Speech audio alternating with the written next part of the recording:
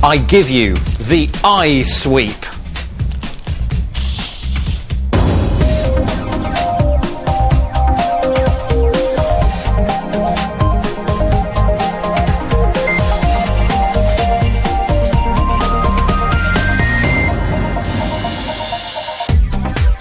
This week on Click, we're taking tech and bending it to our will as we meet the modders with a penchant for peripheral tinkering. And we'll find out how French wine producers are using technology to combat the counterfeiters. All that plus your views on the latest phones and tablets, the biggest tech news stories from around the world, and in Webscape, a great little site which lets you compose music by directing traffic.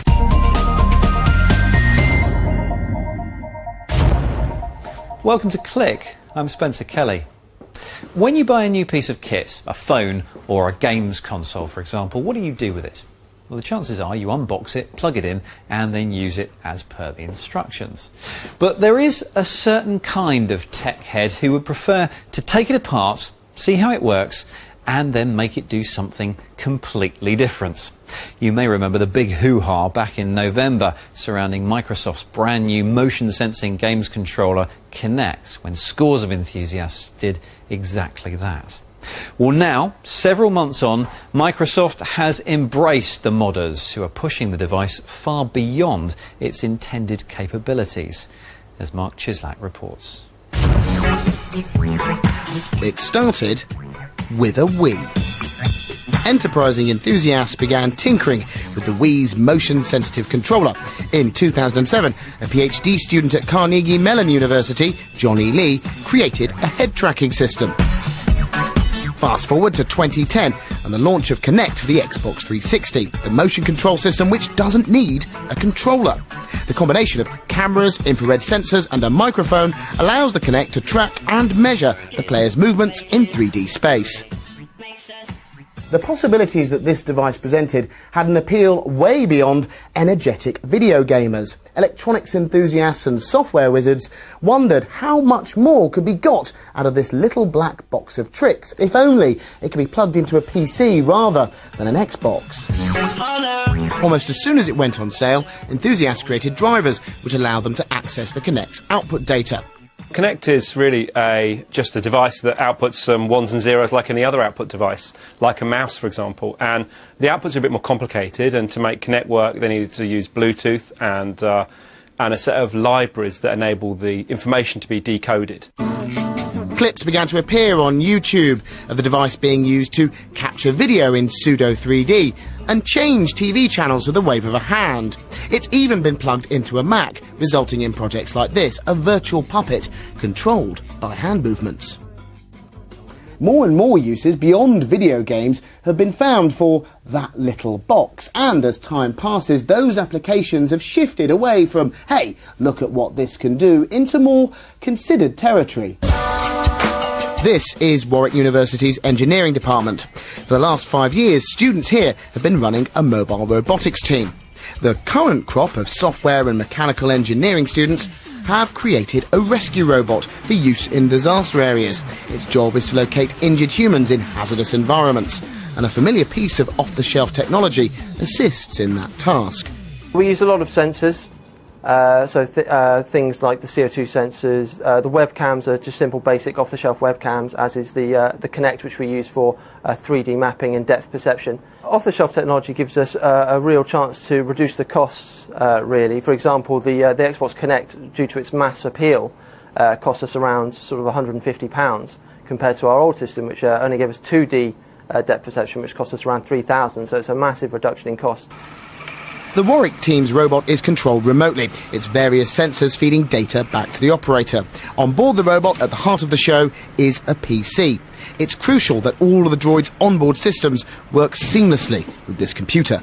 Once we saw that there were possible uses for the Kinect, and it could actually be used in terms of a regular computer rather than the Xbox 360, we realised we could actually use this for our purpose we want, which is basically to detect where we are, where the robot is, when it is moving through an environment, and also hopefully move to correct positions. The team is entered into the Robo Rescue Cup in Germany later this year. It's an event designed to test robots in a variety of simulated rescue situations. Last year, the Warwick team collected the top prize at the event. Let's see if the addition of this new technology will see them do the same in 2011. Of course, Microsoft isn't alone in the motion controller stakes. Sony has the Move for the PlayStation 3. However, enthusiasts seem less keen to tinker with Sony's pointing device. Lovely cardigan, by the way. Very nice. To address this, industry observers suggest Sony could begin making moves to entice enthusiasts. Lots of people are saying that in February, at a games show called GDC in San Francisco, that Sony's finally going to come out and support a community and launch some tools that will enable people to make interesting applications using PlayStation Move on PC. Earlier in the year, Microsoft's head honcho, Steve Ballmer, let it slip that similar official support may be on the way for Kinect. Will you plug in the Kinect to a PC? Will you go for that in the near future? We'll support that in a formal way in the right time, and when we got an announcement to make, we'll make it. Oh, of course.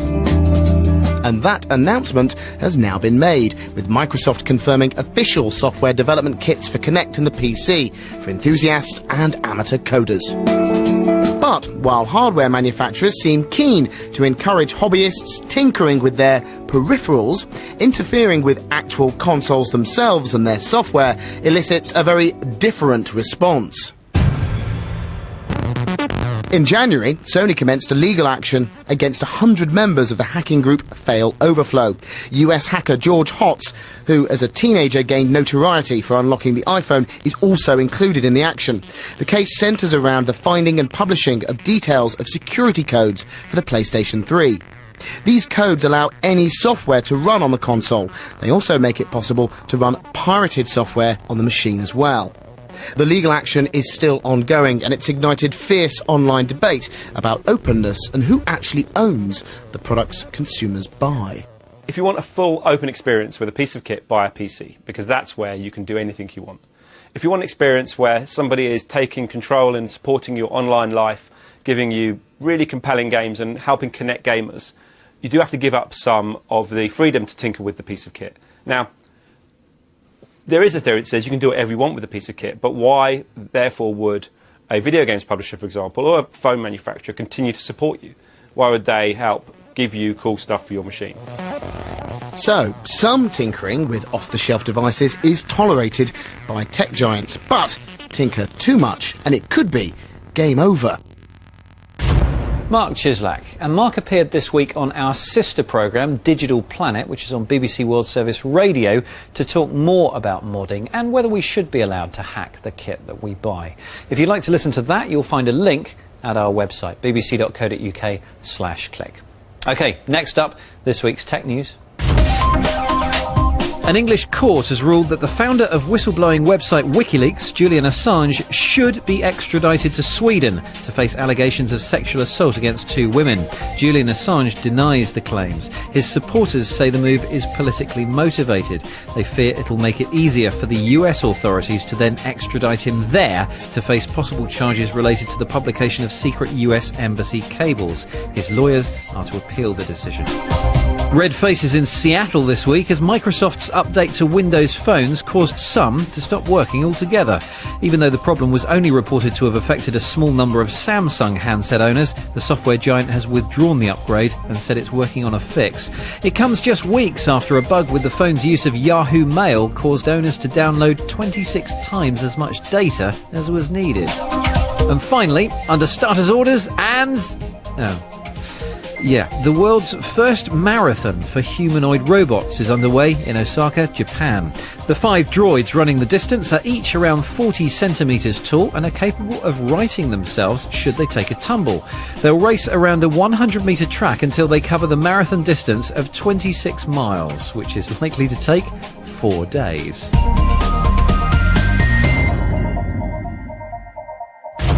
So, this time last week we were in beautiful Barcelona, the Catalan capital. For a few days every year, it's home to the Mobile World Congress, a vast gathering of the firms which make mobiles and the networks that make them ring.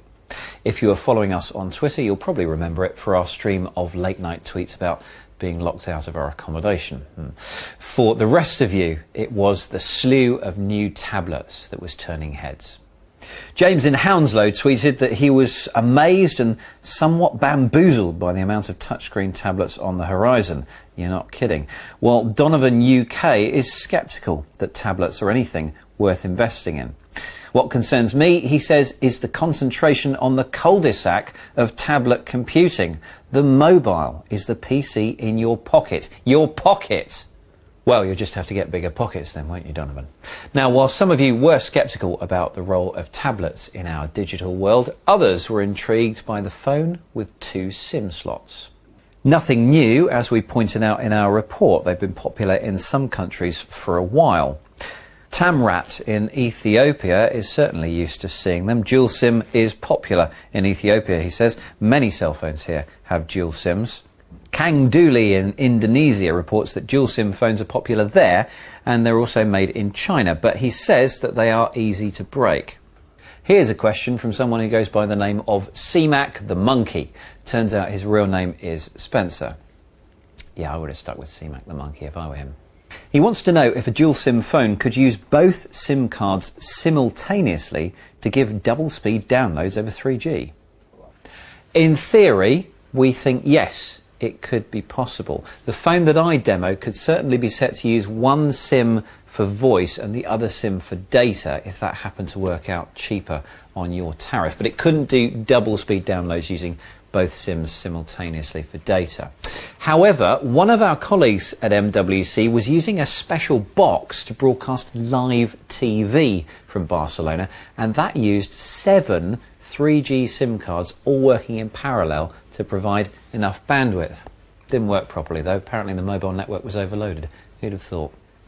And with reference to the near-field communication chips that we'll soon be seeing in lots of smartphones that allow you to pay for stuff just by swiping your phone at a sensor, the self-named King of Swing, nice, says, paying for things with your mobile. Do I want to get my phone out on the night bus? Do I want to be mugged for it? I think not. Finally, to the matter of pronunciation. David Glover has taken umbrage at the way we talk about the Mac operating system. Please stop saying OS X. It's been pronounced OS 10 since 2002, and I thought you might have caught on by now. Now, we have dealt with this a number of times over the years. Of course, X does mean 10, but anyone who used to poke around on Unix systems will know that in those days, anything Unix had an X in it. And OS 10 is written OS X in honour of the fact that it is based on Unix, unlike its predecessors. So, hey, you can say it any way you want. Me, I'm showing my age and sticking with X. Keep your feedback coming in, please. We have an inbox and we prefer it when it's bulging. Email click@bbc.co.uk or tweet us. We are at BBC Click. You'd think that a traditional trade like winemaking would be the last to do the digital. The problem is that, like a lot of other luxury products these days, wine is at risk of getting knocked off, faked. So much for in vino veritas. But David Reed has travelled down to Bordeaux in France to see some clever little bottles which promise proper plonk inside, rather than Chateau Sham. Unique among liquids, fine wine runs uphill. It gets to the top of almost any money mountain. Yes, there are bottles of wine that fetch thousands, and the older they get, the rarer they get, the more expensive they get. But in the end, wine is a drink. You can have Chateau this or Chateau that, but it means nothing unless what's on the label is also in the bottle. When that breaks down, well, you might as well just be making grape juice. It's why Chateau, like Margaux, are now taking serious steps to protect their wine from fraudsters. Aujourd'hui, je pense qu'il n'est pas possible de fabriquer en grande quantité des fausses bouteilles de Château Margaux. Today, I think it's impossible to make large quantities of fake Chateau Margaux because we've got so many ways of telling if a bottle is fake. But the main thing is to prevent large numbers of fakes being made in the first place.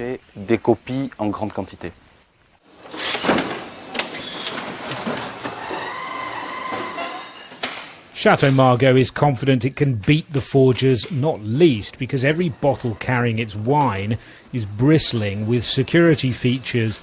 There's a trace mineral hidden in the capsule covering the cork. The mineral's entirely invisible and only detectable with a special reader. Bottles are personalised, stamped like a precious metal with the year and maker. A reference number is etched into the glass alongside a machine-readable code. This laser etching is done because it's more long-lasting. The label itself might not last. It means that each bottle and box is traceable forever, and if the same number turns up twice, then you know something's not quite right.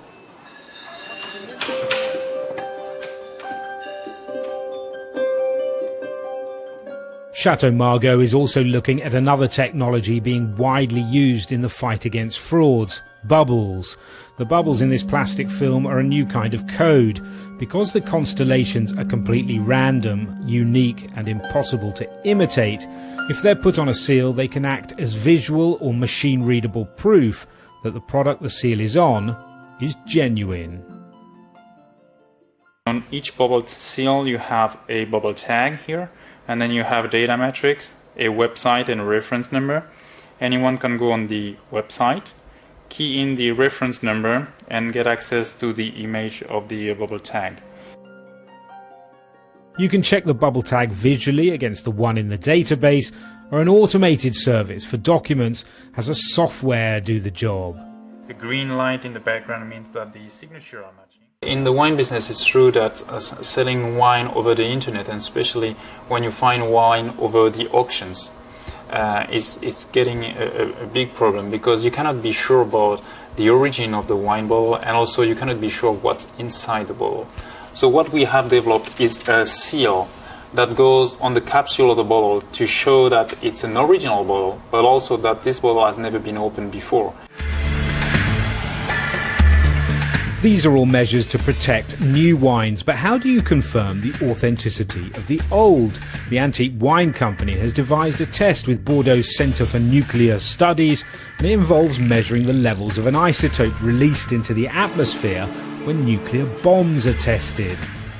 Too much of this cesium-137 in this Chateau Petrus, and it would definitely be a wrong 'un, as 1921 predates nuclear testing.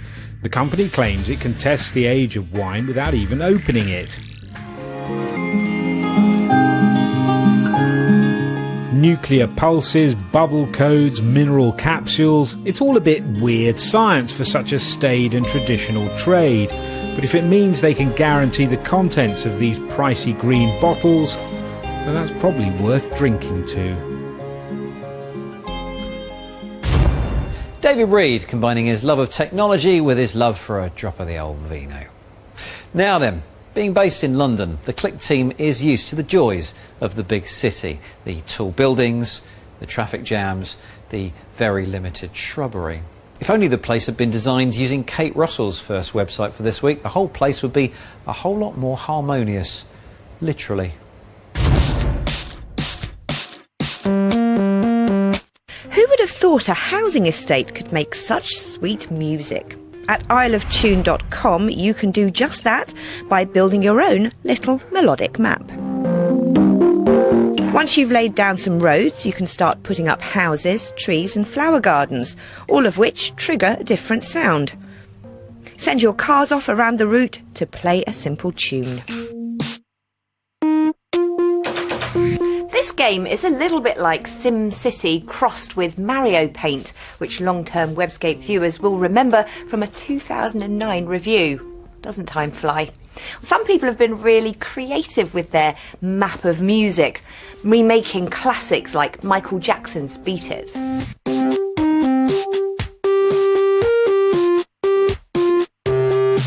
If you you want to start getting clever, use the delay commands to tweak when the notes play, and you can make a more complicated cacophony by laying roads side by side, so more than one car plays the objects you place. Take a look at the top 50 for inspiration.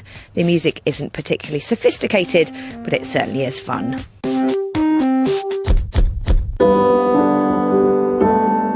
If you're the kind of person who'd lose your head if it wasn't screwed on, this next site will be heaven for you.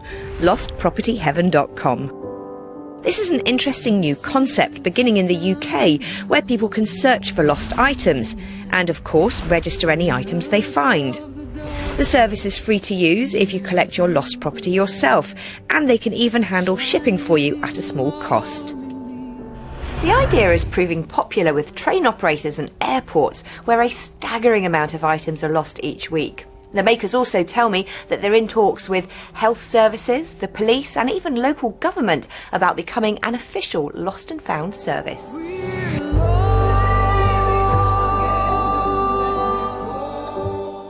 Whilst this service is only for UK losers at the moment, the makers tell me they plan to expand globally, which is good news for any careless international travellers.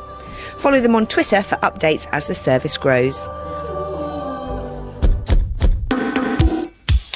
Next up, an iPhone app that has to be seen to be believed. An augmented reality instant translation app that, to be quite honest, looks a little bit like witchcraft.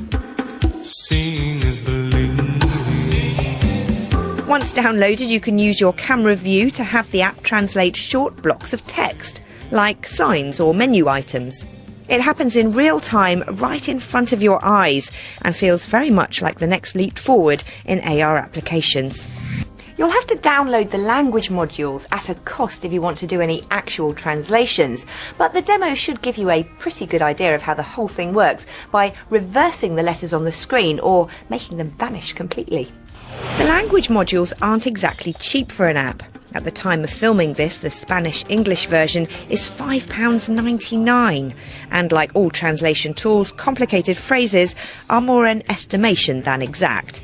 But it's certainly good enough to get the idea across, and if you're planning a holiday to Spain, or the other way round, this seems like a small price to pay for one of the most impressive AR tools I've seen in a long time.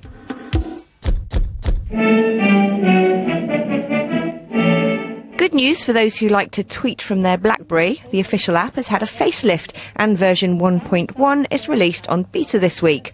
It brings with it some sought-after features such as geotagging, social feeds integration, push notifications on ad mentions, in other words, an alert when someone is talking about you, and some other funky stuff that makes this already quite nifty Twitter app as full-bodied as a fine Rioja.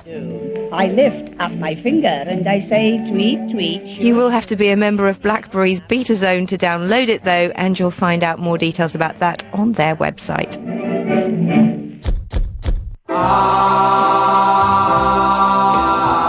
And if all that is a little too high-tech for you, step back in time and read the tweets of Samuel Pepys. PepysDiary.com has been going for several years now, but time is running out. The makers have been posting Samuel Pepys's famous diary entries in a blog day by day to coincide with a corresponding date in our time. It's fascinating to look back into 17th century London like this, and there's plenty of geeky extras and analysis if you dig around on the site. Or for a quick hit, the makers are posting extracts in 140 characters or less on Twitter. Follow at Samuel Pepys if you don't want to miss out. The boy who's in your diary. And that was Kate Russell. Now, all of Kate's links, along with everything else from this week's and previous week's programmes, are up at our website. bbc.co.uk/click is the address. Don't forget the link to Digital Planet is up there too. And if you'd like to get in touch with your feedback on anything and everything that you've seen today, then email click@bbc.co.uk, where you can tweet us. We are at BBC Click. Thank you very much for watching. We'll see you next time.